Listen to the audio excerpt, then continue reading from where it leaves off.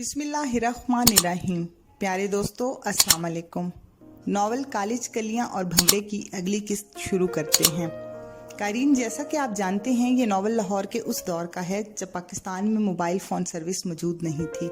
कारीन की सहूलत के लिए अब इस तहरीर को यूट्यूब पर भी पेश किया जाता है। हंजला ने परेशान होकर कहा, अब क्या इरादा है? कोमल का क्या बनेगा? इजाज ने कहा, कुछ नहीं बनेगा। वो अपने घर खुश, मैं अपने घर खुश। हंजला ने अफसोस से कहा, यार वो बहुत रोएगी, वो वैसे रोती होगी तो तुम्हारा दिल नर्म पड़ता होगा।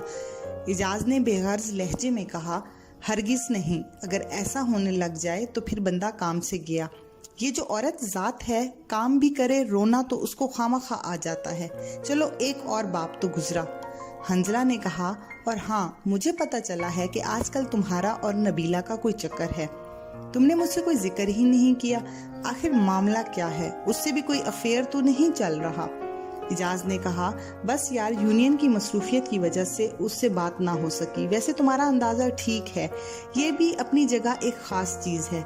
अभी तो सिर्फ गपशप है, बात बड़ी तो बताऊंगा, बल्कि तुम्हें तो जरूर बताऊंगा। हंजला ने कहा, यार तुम क्या चीज हो? लाहौर में अफेयर्स का रिकॉर्ड बनाने तो नहीं आए? अभी कॉलेज में 3 भाग भी मुकम्मल नहीं हुए, तुम एक मुकम्मल करके दूसरे की शुरुआत में दाखिल हो चुके हो। वैसे जो भी कहो, लड़कियों के दिल से खेलना मुझे अच्छा नहीं लगता। मुझे तो कोमल बेचारी पर अभी से तरस आ रहा है। उसकी आंखों में कितना दुख था, उसकी आवाज में कितना कर्ब था। वाकई यार, याद करके मेरा दिल घुटता है। इजाज बोला, तुम खामखा के दुखियारे बन रहे हो। चलो कमरे में चलते हैं, पहले ही लेट हो चुके हैं और मेरा मेस जाने का कोई मूड नहीं। खाना कमरे में आकर ही खाएंगे। वो दोनों वहां से उठे और हॉस्टल की तरफ टहलने लगे। कमरे में पहुंचकर उन्होंने खाना खाया। फारिग होने के बाद उन्हें इत्तला पहुंची कि असद ने फायरिंग करके मुखालिफ स्टूडेंट तंजीम के एक लड़के को कत्ल और दूसरे को शदीद जख्मी कर दिया है। वाकया यूं था कि असद और हमाद ने दूसरे कॉलेज की यूनियन के लड़के को हॉस्टल में लाकर शदीद जदोकोब किया। फिर असद गलती से उनके कॉलेज के करीब चला गया। वहां के यूनियन के लड़कों को पता चल गया। उन्होंने असद और उसके साथी को पकड़कर हॉस्टल में ले जाना चाहा। यकीनन वो उनके साथ कोई बेहतर सलूक करने वाले नहीं थे। असद को पता था कि जब किसी हॉस्टल में मुखालिफ तंजीम के लड़के को पकड़ के लेकर जाया जाता है तो उसके साथ क्या सलूक किया जाता है। मजीद ये कि असद चंद दिन पहले उनके एक जिम्मेदार लड़के को काफी मार पीट चुका था। लिहाजा असद ने मौका की नजाकत को समझते हुए पिस्तौल निकाल लिया। वो लोग असद वगैरह को छोड़ने वाले ना थे। मजबूरन असद ने फायरिंग की और मोटरसाइकिल वहीं छोड़ दी, क्योंकि वो जरा फासले पर थी और किसी राहगीर की मोटरसाइकिल गन पॉइंट पर छीनकर अपने साथी के साथ फरार हो गए। ये तमाम सूरत हाल हमाद ने आकर इजाज को बताई। असद चूंकि यूनियन कॉलेज की में बदनाम गुंडा था, इसीलिए तमाम यूनियन पर अताब आने वाला था।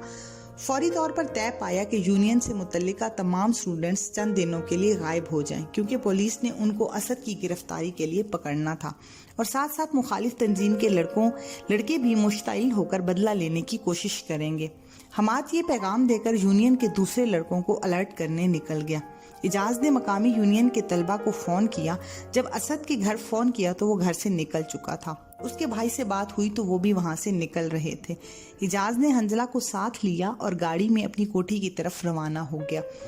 उसने अपनी कोठी के मुतालिक यूनियन के किसी लड़के को ना बताया। हंजला, इजाज और यूनियन के लड़के हॉस्टल से निकले ही होंगे कि पुलिस का भारी नफरी के साथ रेड पड़ गया। उन्होंने काफी स्टूडेंट्स को पकड़ लिया और हॉस्टल की तलाशी ली, मगर उनको मतलूबा लड़के ना मिल सके। फिर भी वो कार्रवाई डालने के लिए कुछ तलबा को पकड़कर साथ ले गए। ऐसा पुलिस और इंतजामिया अक्सर करती है ताकि दिखाने के लिए कोई कार्रवाई डाली जाए। मजीद ये कि दूसरे ग्रुप को किसी हद तक मुतमईन करें ताकि वो ज्यादा तोड़ फोड़ और हड़ताल ना करें।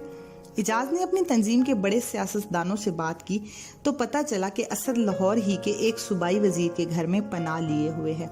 इजाज को भी कुछ दिन रोपोश होने की ताकीद की गई। अगले दिन सुबह सवेरे हंजला ने वहीं ट्रेनिंग की। जब नाश्ते की मेज पर दोनों दोस्त इकट्ठे हुए तो इजाज बोला, यार कॉलेज तो जाना नहीं, क्यों ना नबीला और निगत को बुला लिया जाए, दिन अच्छा गुजरेगा, तुम्हारा क्या ख्याल है? हंजला ने कहा, ख्याल तो अच्छा है यार, निगत से मिल मिल कर मेरा दिल उससे आदी होने लगा है, लेकिन मुझे सबसे ज्यादा अपनी गेम का ख्याल है। उसे मिलकर मेरे दिल में एक हिजान सा पैदा हो जाता है। मैं अपने दिल को तो कंट्रोल कर लेता हूँ, लेकिन मुझे अंदर ही अंदर खुद से बहुत लड़ना पड़ता है। फिर मैं पूरा दिन डिस्टर्ब रहता हूँ। इसीलिए मैंने सोचा है कि आइंदा उससे 15 दिन के बाद मिलूंगा या कम मिलूंगा। इजाज बोला, तुम बेवकूफ हो, अपने और उसके दिल पर क्यों जुल्म करते हो? दिल की मानो और ऐश करो। ये जवानी के दिन सदा रहने वाले नहीं हैं, और तुम्हारे जैसी जवानी तो किसी किसी पर आती है। खूब मजे लो, वरना कल को पछताओगे कि कुछ नहीं किया। हसीन लम्हों की हसीन यादें इकट्ठी करो।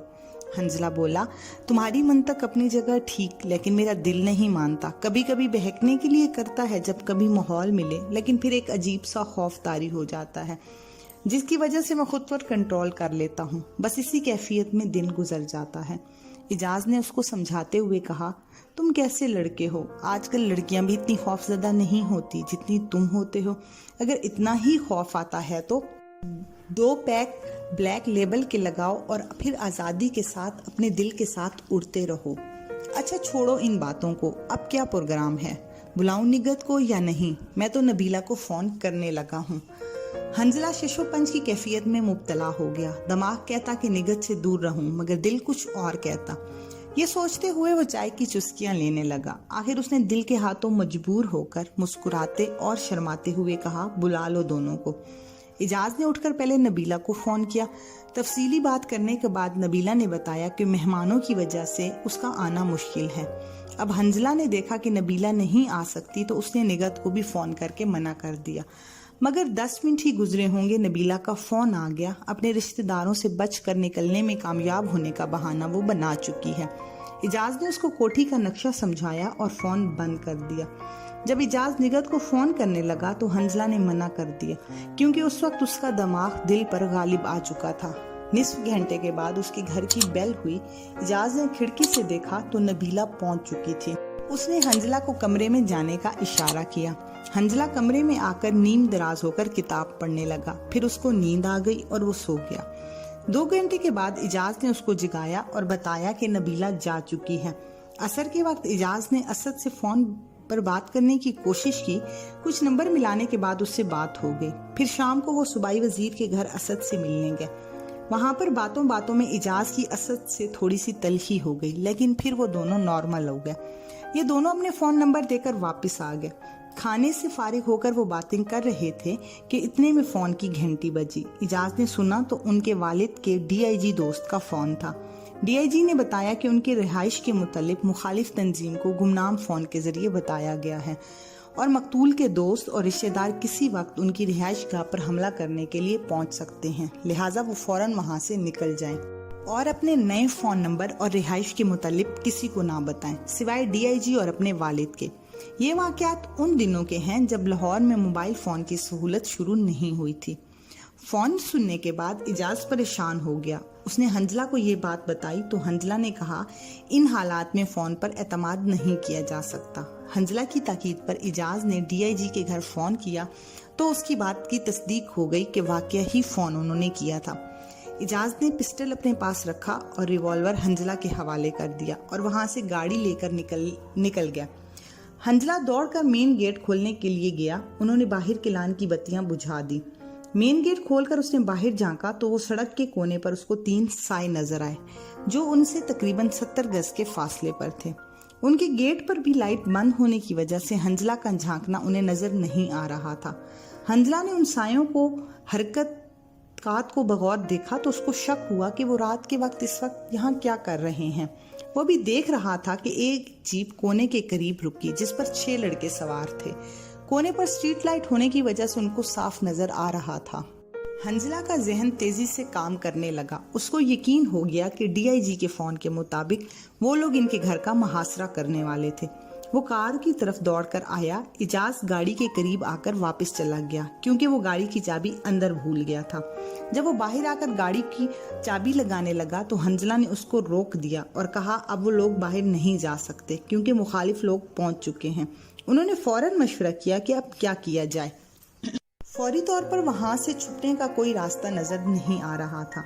حنزلہ اور اجاز نے پوچھا کہ ان کا راستہ کوئی دوسری طرف کوٹھیوں کے آگے روڈ کی طرف جاتا ہے، مگر انہیں پتہ چلا کہ باتوں میں وقت ضائع ہو رہا ہے۔